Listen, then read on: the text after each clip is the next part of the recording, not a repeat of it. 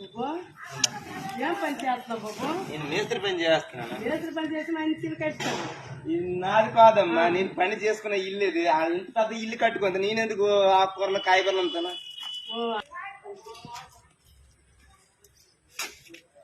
లేదమ్మా,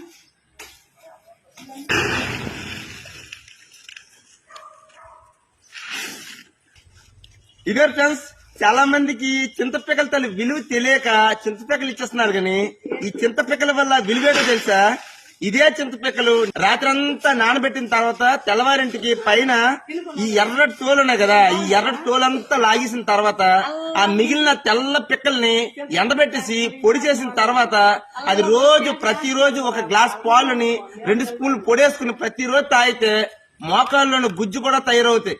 దీనికోసం చాలా మందికి తెలియదు.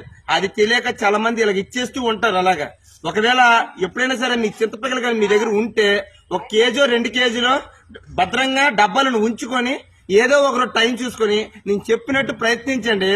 చాలా అంటే చాలా మంచి రిజల్ట్ వచ్చేస్తాయి. ఫర్ ఎగ్జాంపుల్ గా అంతెందుకు, దీనివల్ల వచ్చే ఉపయోగాలు చింతపండే కూరలు వేస్తాం, పప్పులు వేస్తాం, చారులు వేస్తాం, అన్నిట్లోనే వేస్తాం. చింతపండు మంచిగా చేస్తే తప్ప చెడైతే చేయదు.